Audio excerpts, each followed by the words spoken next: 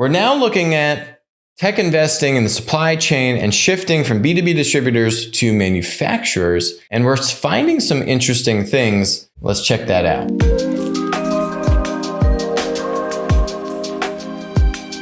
If you look at the world of B2B distribution, largest industry in the United States, $8 trillion in size. The automotive industry, right? Cars, pretty big industry, is like $1.2 trillion. B2B distribution, $8 trillion, right? Massive. We've talked a lot about B2B marketplaces on the show. We've talked a lot about Amazon on the show. We talked about like Home Depot on the show. But let's talk about manufacturers. The folks, the partners to the B2B distributor, right? The seller to the B2B distributor, right? The B2B distributor is the customer of the manufacturer. Someone you would think that the manufacturer wants to keep happy and, work very closely with, right? They've worked together for decades. But that actually is changing. What we are seeing is that in B2B distribution and B2B marketplaces, a big reason why these B2B marketplaces are actually getting traction, it's not because of the distributors. The distributors know that marketplace in the end game is most likely going to screw them. It's not going to help them. In the vacuum of getting supply side participation from distributors, these marketplaces have been able to woo manufacturers. Why would they do that? Don't manufacturers understand that the marketplace, once it gets to the end state, is then going to cut out the distributor entirely? Generally, B2B distribution is different. Okay, so I'll just preface that with there's a lot of things that have made B2B distribution and just the B2B marketplace model or much more resilient than in B2C. Okay, and we've talked about in other videos before, right? But generally, the game of marketplace is to cut out the third-party seller and then just get to the manufacturer. And if you look at what's happening with manufacturers today on the B2C side, they haven't necessarily been too fond of working with these marketplaces because the marketplaces on a relative basis have much more power and leverage than any of the largest retailers had with a manufacturer, right? Look at Amazon's leverage today versus Walmart at its peak. Not even close. Amazon's relative share of consumer spend vis-a-vis where Walmart was in its heyday, 30 years ago. It's honestly not even close. Relatively, Amazon's buying power and leverage over manufacturers today versus Walmart, it pales in comparison. And we've covered this on the show. We've covered this with Nike suing StockX, not even suing Amazon, right? Nike worked with Amazon for a brief minute, then took their inventory off of Amazon, now is suing StockX, a vertical specific sneaker marketplace. You're seeing all kinds of stories where manufacturers are very reticent to work with the marketplace, trying to do their own marketplace, and kind of stuck. So why would manufacturers enable? They're actually enabling, and I'm going to give you a few examples. We've talked about some on the show here. Enable these marketplaces, right?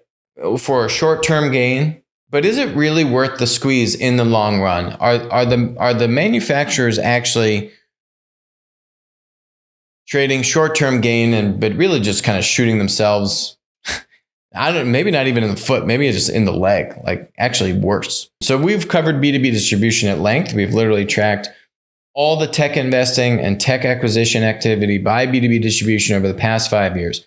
We've covered that previously on the show. So we took that data and then lined it up against just 20 manufacturers. Okay, I didn't scour the whole universe of manufacturers. That would have been insane. All I had to do was pick 20. And those 20 alone have crushed all of the collective tech investing and buying power of B2B distribution. $8 trillion industry, 20 manufacturers have beat it. I didn't include, by the way, in those 20, it could have been so easy to include like Ford and GM and Caterpillar and Deere and these massive kind of vehicle manufacturers and OEMs, and I could have included them. I did not. I deliberately did not include them. I didn't think it would be fair. Let's count these. So here's the list. Standard Industries investing in Hover. Hilti acquires Fieldwire last year for $300 million. Stanley Black & Decker acquires M-Suite. So smaller, looked kind of like an acqui-hire. Snap-on, a tool manufacturer, acquires Dealer FX for $200 million in 2021. I actually love all of those deals. They're all great in their own way. Schneider Electric invests in Reno Run, which is like the Instacart of construction goods, like same-day delivery of construction goods. That is a prime example of what I'm talking about with manufacturers enabling these marketplaces. So what am I at there? 5 manufacturers. 3M acquires this company called Lean Tech. Honeywell invests in this company called Rapid SOS. They've invested in a few other things like Fictive, which is like a competitor to Xometry, Chain.io. Heidelberg Cement invests in this company called Geotech. CEMEX has a ventures arm. CEMEX has been investing in a number of different tech startups. We've got a handful listed here alone. So that's 10. I'm at 10 manufacturers now. Residio Technologies invests in this company called Brilliant. I'm at 11. PPG, the paint company, acquires this company called Paint Zen, marketplace company. So what am I at? 12 now. That was for $75 million. Koch Industries, owns Georgia Pacific and a bunch of different building material related companies. They've got a venture arm called Koch Disruptive Technologies, KDT. They're investing in a number of things. They invested in a company called TradeShift. They also invested in Fabric. So now I'm at 13. Siemens is investing in companies, so 14. IDEX has done a number of interesting things. They've acquired multiple tech startups. They are the largest veterinarian lab provider and kind of diagnostic company in the country. Multiple kind of different SaaS tools. That's 15. So that's 15. That's it. 15. Yeah, I did not include GE either. GE has done stuff, but I'm not. So just those 15 companies. The blue is the manufacturers. The manufacturers spent nearly $1 trillion in tech M&A in 2021. Both the numbers for manufacturing and B2B distribution and tech M&A, was near nothing in 2020. But right, manufacturers historically have been investing in tech M&A over the years and have been somewhat consistent in that with kind of an outsized banner year in 2017. Now, here's the good news is you've started to see B2B distribution make progress in 2021. Now, if you look at 2022, the manufacturers are actually comparatively increasing their spend compared to 2021. Whereas in the past, they've been somewhat consistent. If you look at 2018, 2019, 2021, they're all a little bit under $1 trillion. This is just tech M&A. We are making an assumption where we don't have the data. The number isn't publicly released in terms of what they bought the tech company for. We assume that it's kind of like an acqui-hire type deal. It's a smaller transaction. We assume it's roughly a $25 million acquisition, just so that we can, have some of those numbers flow into this, right? Your larger deals, they're announcing those sizes, but I'm not including really any of those $1 billion acquisitions that I mentioned just a few minutes ago. I'm really, I'm in probably the biggest manufacturer tech acquisition on this list is probably Hilti's $300 million acquisition of Fieldwire, right? Everything else there is smaller, but you can still see the manufacturers out in front. And we're only including tech M&A that's actually or investing in startups that are providing software to the end customer, right? So that Fieldwire company that Hilti bought is providing software like collaboration and job management software for when you're doing construction jobs. Makes sense.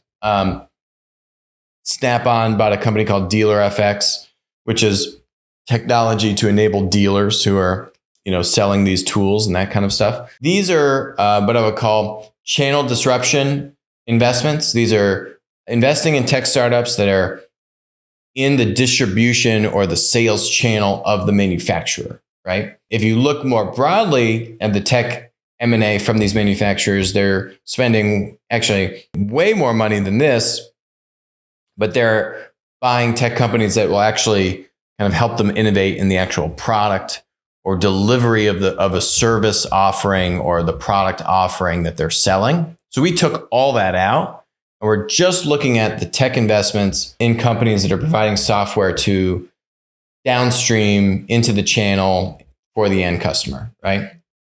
So just that narrow view, 15 manufacturers, customer-facing technology, you're still beating all of B2B distribution. Now you look at this is just the minority investment count of activity. We don't have the numbers on how much, if you're just investing in a tech startup, not buying them, we don't have the numbers on how much a manufacturer actually invested, as a part of that overall round. So we just look at the total count of activity. And the total count of activity, actually, distributors were ahead. This is looking at those same 15 companies. 15 manufacturers compared to all of B2B distribution. In 2021, manufacturers jumped out in front, had 13 minority tech investments across those 15 manufacturers in that kind of downstream customer-facing technology startup. So on both wavelengths, on total dollars put into tech acquisitions, and then total count of minority startup investments, manufacturers are leading. Not just all manufacturers, these 15, I referenced 20 in our newsletter, but really just 15 beating all of B2B distribution. Not good, okay? We talk about some of these deals in here, but let me give you some other examples that don't make it into the data, where you see this idea of manufacturers enabling marketplaces. So Felix, one of the leading B2B metal marketplaces, just did an interview. And you read this interview and it gives away some interesting things. They just raised basically $20 million earlier this year. But you say, well, okay, so who's giving a metal marketplace supply, right? Is it coming from the metal distributors? Maybe. But so you start to say, more than 1,000 customers, so buyers, use the Felix platform. Some 40% of users are steel companies. Users could be a buyer or a seller. Hoganson wouldn't name them, but says, we work with some of the largest mills. Well, a mill is not a distributor. A mill is a manufacturer. They are a supplier of metal. Buyers on the platform include Fortune 500 companies, and steel companies themselves use Felix for both selling and buying. The majority of our buyers are also steel suppliers, he says. A steel supplier, I assume, he might be referring to both a distributor and a mill in the word supplier. But here, we work with some of the largest mills. Mills enabling and providing supply to the B2B marketplace. Interesting, right? Let's look at another company. Node. They're a leading chemical, B2B chemical marketplace. These guys don't work with distributors at all. They've completely cut the distributor out and only work between manufacturer and business customer. So those are three different examples. Schneider investing into Reno Run, the Instacart of like construction goods. Node cutting distributors out entirely and having the largest chemical manufacturers on their platform. DuPont, Dow. Metal mills enabling Felix, Rebus. Rebus has also indicated similar language about their close relationship with mills, right? When you read the press releases and they list who their suppliers are, they list mills before they list distributors. Those little cues, right? And you say, wow, manufacturers are enabling the B2B disruptors. That's a big deal. It's a very big deal. And B2B distribution needs to grapple with that. And they're starting to, but they need to move faster, right? If you look at my charts, yes, they're starting to do tech M&A. Yes, they're starting to do more tech investing. But so is everyone else, and they're doing it way more. Why is that important? And why is that relevant to the show? Why is it something I care about? Because if what happens to B2B and the supply chain what happened to B2C, where Amazon is so dominant and has taken advantage of suppliers and continues to take advantage of suppliers, and no one can do anything about it. Congress can't do anything about it. Our regulators don't do anything about it. Everyone's complicit, or they're distracted, or they chase the shiny object. They just don't know, or worse, they're getting paid by the tech monopoly.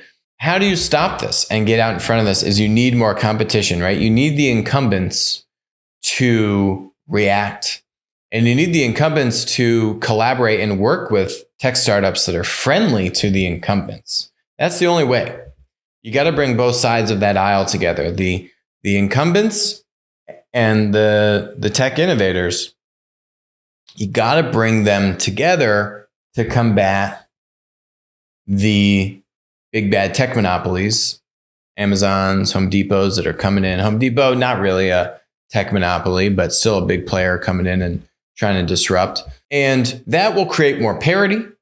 That will create more competition. That will make it harder for the imbalance that we see in the B2C market to replicate itself in the B2B market. But that is also what's interesting, is that the manufacturers are helping to tinker around and shake things up, which you wouldn't have necessarily thought that would be the case.